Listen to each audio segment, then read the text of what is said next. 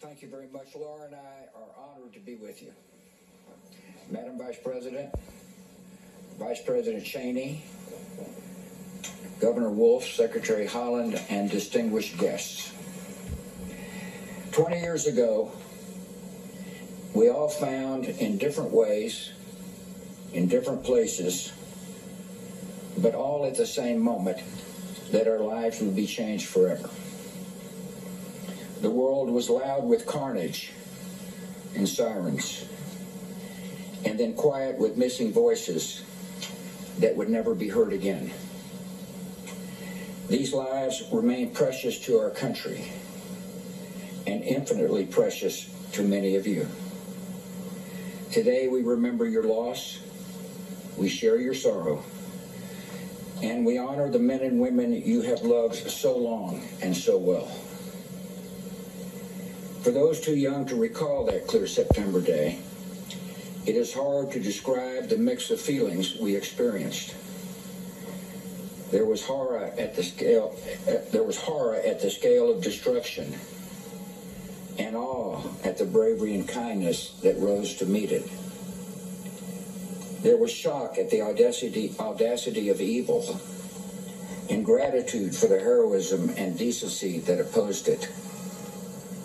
In the sacrifice of the first responders, in the mutual aid of strangers, in the solidarity of grief and grace, the actions of an enemy revealed the spirit of a people, and we were proud of our wounded nation.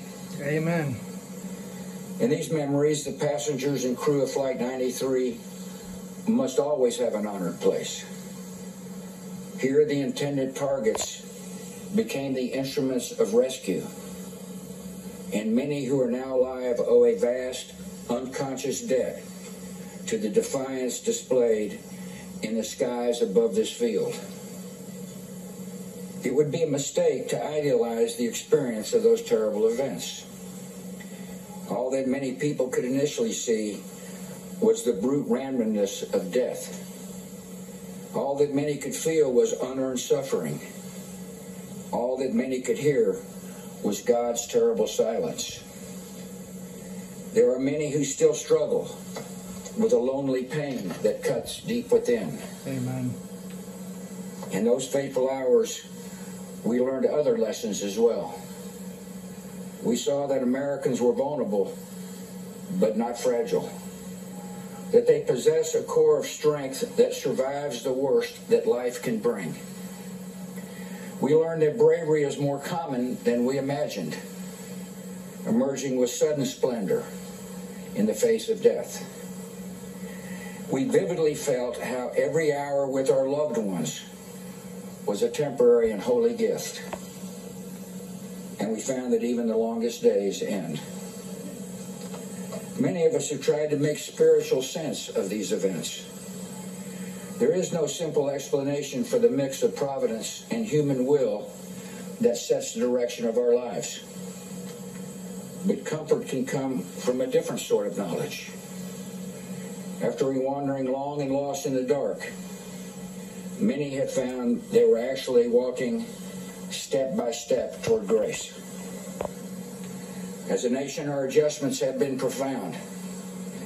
Many Americans struggle to understand why an enemy would hate us with such zeal. The security measures incorporated into our lives are both sources of comfort and reminders of our vulnerability.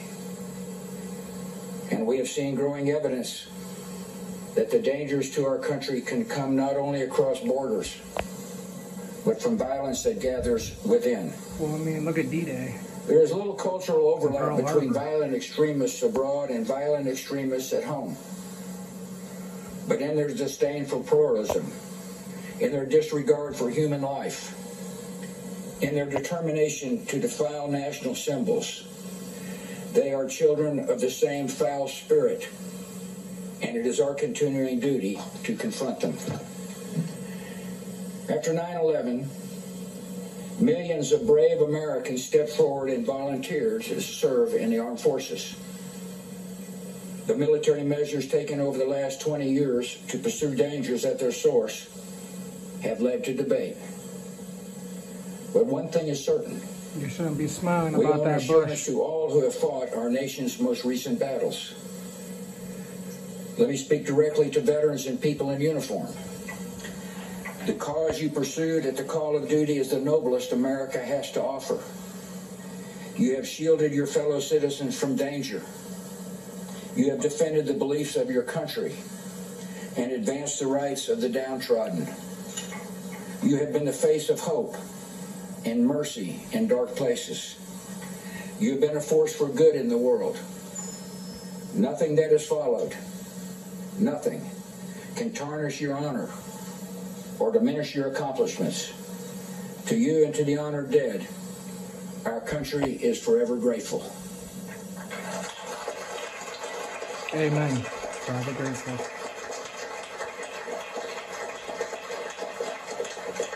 In the weeks and months following the 9/11 attacks, I was proud to lead an amazing, resilient, united people. When it comes to the unity of America, those days seem distant from our own. Malign force seems at work in our common life that turns every disagreement into an argument, and every argument into a clash of cultures.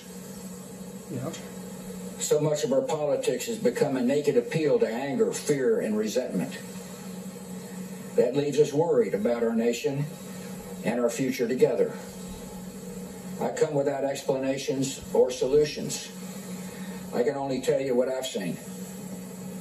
On America's day of trial and grief, I saw millions of people instinctively grab for a neighbor's hand and rally to the cause of one another. That is the America I know. Amen.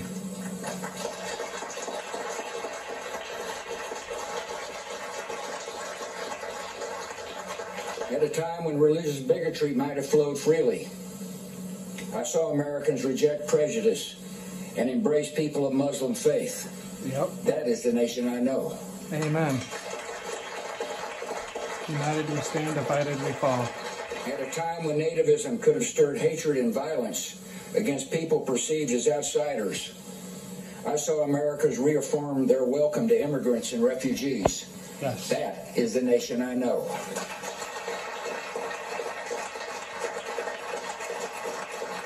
At a time when some viewed the rising generation as individualistic and decadent, I saw young people embrace an ethic of service and rise to selfless action. That is the nation I know. This is not mere nostalgia. It is the truest version of ourselves. It is what we have been and what we can be again. 20 years ago, terrorists chose a random group of Americans on a routine flight to be collateral damage in a spectacular act of terror.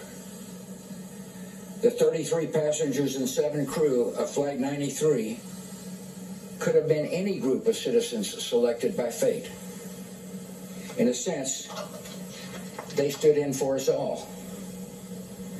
The terrorists soon discovered that a random group of Americans is an exceptional group of people facing an impossible circumstance. They comforted their loved ones by phone, braced each other for action, and defeated the designs of evil. Amen. These Americans were brave, strong, and united in ways that shocked the terrorists, but should not surprise any of us. Nope. This is the nation we know. Amen.